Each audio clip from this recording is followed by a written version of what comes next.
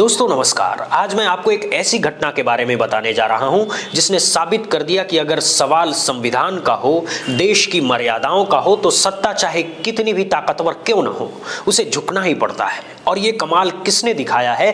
Bhim army के प्रमुख चंद्रशेखर आजाद ने सिर्फ एक ट्विटर के जरिए। हुआ यूं कि उत्तर प्रदेश के बहराइच जिले में एक धार्मिक कथावाचक को पुलिस परेड ग्राउंड में गार्ड ऑफ ऑनर दिया गया। पुलिस ने उन्हें सलामी दी। ये तस्वीर वायरल हुई है। अब आप सोचिए, परेड ग्राउंड, वही जगह जहां पुलिस का अनुशासन, देश की शान, राष्ट्रीय गौरव का प्रतीक होता है, वहां ये तमाशा। लेकिन जब ये तस्वीर सामने आई तो चंद्रशेखर आजाद ने तुरंत एक ट्वीट किया और उन्होंने सीधा सीधा सवाल उठाया। उन्होंने कहा, ये देश किसी की जागीर नहीं है, ये देश संविधान से चलता है। और उन्होंने एक बेहद अहम बात समझाई। उन्होंने कहा कि गार्ड ऑफ ऑनर या सलामी देना कोई आम बात नहीं है। ये राष्ट्र की सर्वोच्च संवैधानिक परंपरा है। ये सम्मान उन्हें दिया जाता है जिन्हें देश का सर्वोच्च सम्मान मिला हो, जैसे राष्ट्रपति, प्रधानमंत्री, सर्वोच्च न्यायालय के मुख्य न्यायाधीश, सेना के शहीदों को, या फिर विदेशों से आने वाले राष्ट्राध्यक्षों को।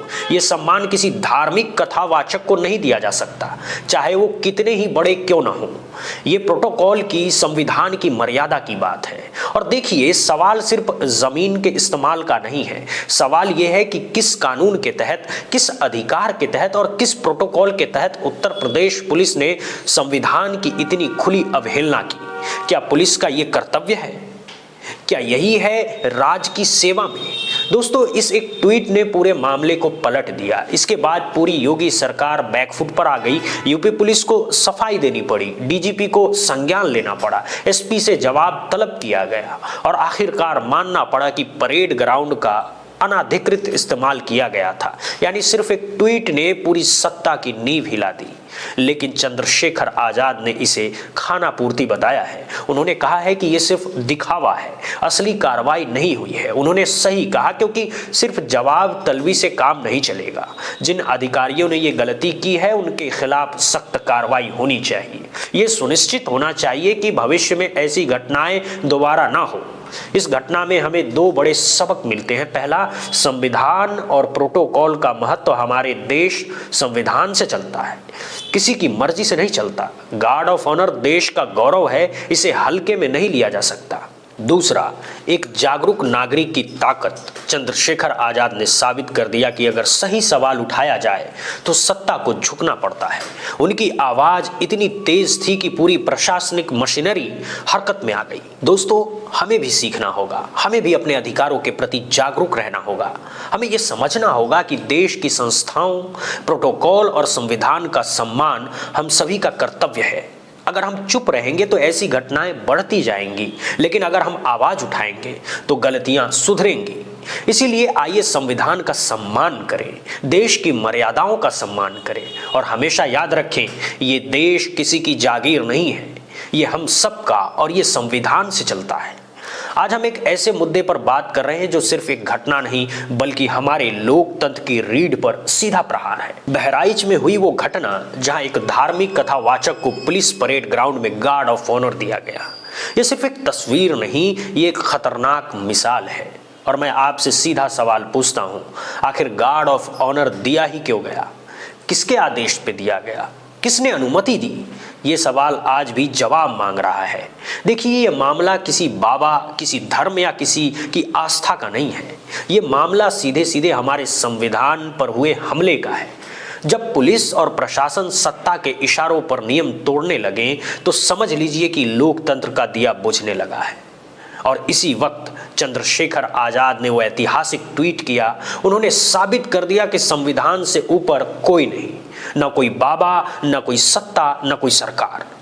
लेकिन यहां गौर करने वाली बात यह है कि आज इस लड़ाई में जीत सिर्फ चंद्रशेखर आजाद की नहीं है, ये जीत पूरे बहुजन समाज की है और हर उस नागरिक की है जो संविधान में भरोसा रखता है।